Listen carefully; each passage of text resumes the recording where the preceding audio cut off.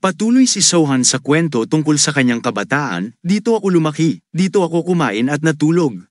Natutunan kong sumayaw ng espada habang gising. Ganoon ko pinagmulan ang buhay ko dito. Maliban sa mahigpit na pagtrato sa mga lider na namamahala sa iba't ibang lugar, wala akong pakialam sa yaman ko. Habang nagsasalita si Sohan, kitang-kita ang galit sa kanyang tono. Nakikinig si Jay Galan ng tahimik. Patuloy na nagsalita si Sohan, inutusan ko ang mga lider na mag-ulat sa akin ng direkta dito sa Mystic Lunar Troop kung mayroong hindi makatarungan o maling nangyari sa Chenyang. Naging interesado si Jay Galan at nagtanong, talaga bang epektibo yun? Ngumiti si Sohan at sumagot, malamang hindi 100%, pero kung hindi ito maayos, papatayin ko sila sa dahilang hindi pagsunod. Dahil, tulad ng sinabi mo, ako ay isang villain. Sa kasamaang palad, mas alam ng mga tauhan ko kung gaano ako ka-villain kumpara sa inyo. Ang Chang'an Unorthodox faction ay medyo mayaman. Tiningnan ko ang Gok at lahat ng mga lugar sa Chang'an, mukhang mas maayos ang buhay nila kumpara sa mga tao sa Chenyang. Gayunpaman, para makapaghandog ng 13 milyong nang, kailangan kong hilingin kay Gook na makabuo ng hindi bababa sa kalahating pera, at si Gook ay hihingi ng pondo mula sa mga nasa ilalim niya, na parang chain effect. Hihingi sila sa mga nasa ilalim nila at mauulit ang siklo na yun. Sa kalaunan, may mga maaagaw sa lahat ng mayroon sila at magiging mga pulubi sa kalye, at mas marami pang orphans ang lalabas. Nang marinig ni Jay Galan ang mga katotohanan ito, namangha siya at tahimik na nakinig habang patuloy si Sohan sa kanyang mga pahayag. Kung babayaran ko ang pera, magiging isang mahusay na mandirigma at villain ako. Kung hindi ko ito gagawin, ganito ang halaga ng perang hinihiling mo, at ginagamit ninyo ang Mount Ha, Wudong Hub, at Jangan para pressure in ako sa pagbibigay ng perang yun. Sa tingin mo ba, si Jay Galan lang ang gumawa ng ganito sa akin? Malamang hindi. Ilang ganitong insidente na ang nangyari. Nang matapos siyang magsalita, nagalit si Sohan at tinamaan ang mesa sa kanyang kamao. Napuno ng galit si Sohan at ang kanyang mga mata ay kumikislap ng asol. Jay Galan, itaas mo ang iyong ulo, tingnan mo ako sa mata, at sabihin mo kung sino ang trash dito. Si Jay Galan ay nababasa ng pawis ngunit hindi sumagot. Magkatitigan sila sa isa't isa. Tinanong ni Sohan, bakit ka nag-aral ng martial arts? Sinimulan ni Jay Galan na ikwento ang kanyang sarili, ako ay mula sa collateral family ng Jay Galan. Noong bata pa ako, napansin nilang mayroon akong talento sa espada at itinakdang ako ay magiging isang martial artist na mahusay sa parehong literatura at martial arts. Ngunit pinutol siya ni Sohan, hindi yan ang tinatanong ko. Bakit ka nag-ensayo ng masigasig sa martial arts? Nainis si Jay Galan sa kanyang mga salita at nagtanong, anong ibig mong sabihin? Ngumiti si Sohan at boldly na nagtanong, gusto mo bang maging patriarch ng Jal clan? Hindi yun posible dahil hindi ka mula sa pangunahing pamilya. O gusto mo bang lumapit sa mga tao sa unorthodox factions na mayaman at sabihin, ako ay mula sa Jay Galan clan, bigyan mo ako ng pera at gagawin kitang orthodox. Natuto ka ba ng martial arts para protektahan ang mga iskolar na nagsasabi ng mga ganitong trash? Uminit ang ulo ni Jay Galan at nagalit. Nais niyang magsalita ngunit nanatiling tahimik. Tumingin si Sohan sa kanya at sinabi, magtatanong ulit ako, kung maglalabanan, aling panig ang magiging kagalang-galang? Nagsimulang manginig si Jay Galan, mahigpit na humahawak sa armrest ng upuan upang mapigilan ang kanyang panginginig. Sa tingin ko, hindi ako kasama sa Jay Galan clan, sagot niya, ngunit hindi siya sinang-ayunan ni Sohan. Hindi, mayroon kayo nito. Palagi ng ganito, dahil kayo ay orthodox. Habang nagpour si Sohan ng alak sa baso, tahimik siyang tumingin dito. Ipinasa niya ang baso kay Jay Galan, inumin mo ito. Nakatagpo ang refleksyon ni Jay Galan sa baso na puno ng alak. Habang nagpour si Sohan sa kanyang sariling baso, sinimulan niyang ikwento ang kanilang pagkakamali. Malubha kayong nagkamali kung akala ninyo ay pinatay ko lamang ang Great Demon at ang Sex Demon para sa katanyagan. Ang Great Demon ay isang ulila sa Mystic Lunar Troop kasama ang kanyang mga disipulo, kaya pinatay ko siya at dinala pabalik ang ulila. Tumingin si Sohan kay Jay Galan, nakangiti, at nagpatuloy, nagawa ko ang isang dakilang bagay. Hindi ito magiging posible kung nakipaglaban lang ako sa unorthodox faction.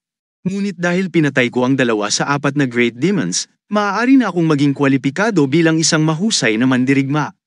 Kayo ba ay kwalipikado upang pumili kung sino ang dakila o kagalang-galang? Habang umiinom ng alak, sinabi ni Sohan, alam mo, sa palagay ko ang tunay na mga dakilang mandirigma at kagalang-galang ay tinutukoy ng nakararami ng mga walang kapangyarihan o ng mga tao na tumatanggap ng kanilang tulong.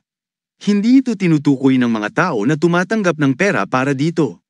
Naramdaman ni Jay Galan ang pagkamahiyain sa kanyang mga nagawa at umupo ng nakayuko sa kahihiyan. Kinuha niya ang baso ng alak at uminom. Matapos uminom, nagtanong siya sa troop leader, maaari ba akong magtanong ng isang bagay? Sige, magtanong ka, sagot ni Sohan. Back why did you learn martial arts? Tanong ni Jay Galan. Tumugon si Sohan, para makaligtas, sagot ni Sohan. Napahanga si Jay Galan sa sagot na yon, ngunit abala si Sohan sa pag-inom ng alak.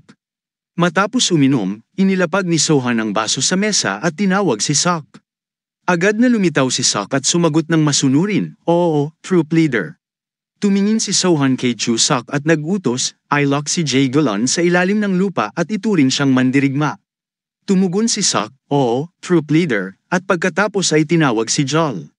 Kumuha si Jol ng kanyang espada at tumayo mula sa kanyang upuan, ngunit habang umaalis, huminto siya at sinabi ng hindi lumilingon, troop leader, mayroon pa akong isang tanong. Bakit hindi mo kinuha ang aking espada? Habang nagpour si Sohan ng inumin sa kanyang baso, tumugon siya ng matigas, hindi ako umiinom ng alak kasama ang trash. Bagamat ikaw ay isang bilanggo dito, ang espada ay iyo. Nagulat si Jol sa narinig ngunit ngumiti at nagsabi, naiintindihan ko. Samantala, si Sohan ay umiinom ng alak. Sa isang underground prison, si Jay Galan ay nakatali sa isang upuan. May malaking mesa sa silid at maraming papel sa mesa kasama ang panulat, may mga piraso ng papel ding nakakalat sa sahig. Nakatayo si Sohan sa harap ni Jay Galan habang binabasa ang kanyang strategy report. Si Sohan ay nagbabasa ng may buong konsentrasyon, habang si Jay Galan ay nagmamasid sa nagbabagong ekspresyon ng kanyang mukha na may kaba. Napansin ni Jay Galan na tila maganda ang ginawa ni Sohan sa loob lamang ng 3 araw. Tumingin siya sa bundle ng papel sa mesa at napag-isipan, mukhang may mga gamit ang mga journalist, dahil si Jay Galan ay isang journalist din. Pagkatapos ng ilang sandali, sinabi ni Hyen kay Sohan, troop leader, pasensya na, pero kumusta si Jay Galan? Sobrang tapat niya, sana'y bigyan mo siya ng awa. Ang tanging pagkakamali niya ay ang sumunod sa akin. Nakaluhod sana ako sa iyong harapan kung hindi lang nakatali ang aking mga binti. Totoong nag-aalala si Hyen para sa kanyang pinsan na parang kapatid. Tumingin si Sohan sa kanya na may kakaibang ekspresyon at sinabi tungkol kay Jay Galan, mas mabuti siya kaysa sayo, kaya huwag mag-alala. Nagulat si Hyen sa narinig at nagtanong, mas mabuti kaysa sa akin. Sabi ko, oo, itinuturing siyang mandirigma, tugon ni Sohan. Ikaw, parang kriminal. Nabigla si Hyen sa narinig, at si Sohan ay nagpatuloy sa pagbabasa ng kanyang strategy report. Nakita niya ang salitang Ultimate Martial Master, at tinanong si Hyen tungkol dito. Oo, yan ang tawag ng Jay Galan clan sa isang tao na kabilang sa top 10 Martial Masters, sagot ni Hyen. Habang hawak ang isang pahina, sinabi ni Sohan, hindi ko alam na may isang top 10 Martial Master sa alyansa. Si Jay Galan ay nakikinig kay Sohan ng galit at iniisip, maraming Martial Master sa alyansa, ngunit kung alam niya na may top 10 Martial Master, kahit siya, titigil na sana ako sa pagsisimula ng digmaan. Sumagot si Sohan, may ilan ding Supreme Peak Level Martial Masters at maraming peak level na isa pa. Well, dahil ito ay isang alyansa, inasahan ko ang ganito. Napakunot ang noo ni Jay Galan at nagtanong, inaasahan mo ito? Si Sohan ay lumapit sa mesa at tiningnan ang iba pang mga pahina ng strategy report. Ito ay tungkol sa Mount HCT at sa Wudang Sect. Dapat akong magpasalamat na isa lamang ang ultimate martial artist, sabi ni Sohan. Ngayon ay naguguluhan na si Hyen, nag-iisip, dapat bang magpasalamat? Talaga bang sisimulan niya ang digmaan laban sa alyansa? Sinabi ni Sohan sa kanya, nasaan ang impormasyon tungkol sa ultimate martial master? Binanggit lamang ang Wudang Sword Immortal at ang leader ng Wudang Sect na nagretiro. Sumagot si Hyen, aalagaan ko ang bahaging yun sa lalong madaling panahon. Habang hawak ang isang set ng mga papel, sinabi ni Sohan sa kanya, mukhang hindi mo ginagawa ang iyong trabaho ng maayos. Nag-aktibo na naman ba ang mga masamang ugali mo bilang journalist? Isang bagay na nakuha ko lahat ng impormasyon, manggahas bang pumatay sa akin? Tumanggi si Jay Galan at sumagot, sa takot, hindi iyon. Tumingin si Sohan sa kanya nang may galit at tinanong, "Sino ako, ang disipulo ng sinong?" Sumagot siya, "Ikaw ay disipulo ng Venom Demon." Tinanong ni Sohan, "Gusto mo bang bigyan kita ng gamot?" Nagulat si Jay Galon sa narinig at nagtanong, "Anong gamot?" Ngunit nang tiningnan niya ang mukha ng troop leader, napagtanto niyang hindi magandang tumanggap ng gamot mula sa disipulo ng Venom Demon, kaya't mabilis siyang sumagot, "Hindi ko na kailangan yon, makikisama na lang ako mula rito." Sinabi ni Sohan, "Kung matalo ako sa digmaan, mamamatay ka rin." Nagulat si Jay Galon at nagtanong, "Ano?" Habang tinitingnan ng papel, sinabi ni Sohan, "Kung mamatay ako, mamamatay din ang mga nasasakupan ko. Kung mangyari yun, wala nang magbibigay sa iyo ng pagkain, hindi ba? Kahit na nasa bilangguan ka, hindi madaling mahanap ang lugar na ito."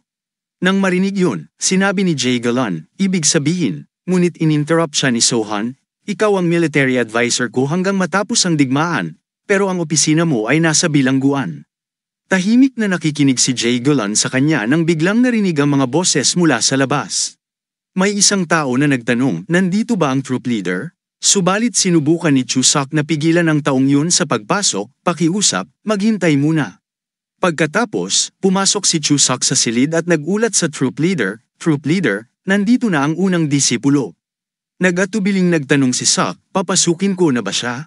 Ngunit bago makapagbigay ng pahintulot si Sohan, pumasok na ang senior sister. Naka-green na damit ang senior sister at may magandang net veil na nagtatakip sa kanyang mukha. Siya ay sobrang kagandahan na kahit si Jay Galon ay nahulog ang tingin sa kanya. Pagpasok niya, tahasan niyang tinanong si Sohan, "Troop leader, ano ang ginagawa mo sa bilangguan?" Hindi man lang tumingin si Sohan at tinanong siya, "Bakit ka nandito?" Nainis siya sa tanong na yun at nagalit na nagsabi, "Ilang araw na ang nakalipas, dapat mo namang ipakita ang iyong mukha." Si Jay Galon ay lubos na nababasa ng pawis at nakatingin sa senior sister, nagtataka, "Hindi ko maisip na may babae na makakapagsalita sa kanya ng ganoon." Tumingin si Sohan sa kanya at tinanong, "Nagmamadali ka ba?" Sumagot siya ng may inis, "Oo, napakalayo ng kapayapaan, hindi ito bagay sa akin." "Seryoso, inisip ko pa nga na baka makaranas ako ng energy deviation sa ganitong antas ng kapayapaan." Sabi ni Sohan sa kanya, "Sa ganitong kaso, magpahinga ka dito ng ilang araw bago umalis." Sa itaas na palapag, nandyan ang silid na ginamit ng may-ari ng pavilion. Ito ang pinakamalaking silid, maaari mo itong gamitin ng mag-isa. Natuwa siya nang marinig ito at nagtanong, "Talaga?" Pagkatapos ay nagpasalamat siya kay Sohan. "Salamat, troop leader," pagbati niya. Ngumiti si Sohan at sumagot, "Walang anuman." Pagkatapos ay tumingin ang senior sister kay Hyen, na nakatali sa upuan, at nagtanong, "Ano ang nangyari sa lalaking ito?" Sinabi ni Sohan sa kanya, siya ay isang journalist mula sa Jagal pamilya na lumikha ng Jagal News.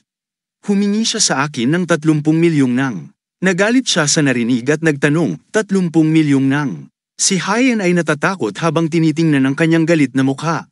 Idinagdag ni Sohan, sinasabi niya na gagawin niya akong isang dakilang chivalrous warrior, at kung hindi ko ibigay ang pera, gagawin niya akong isa sa 4 na dakilang demonyo.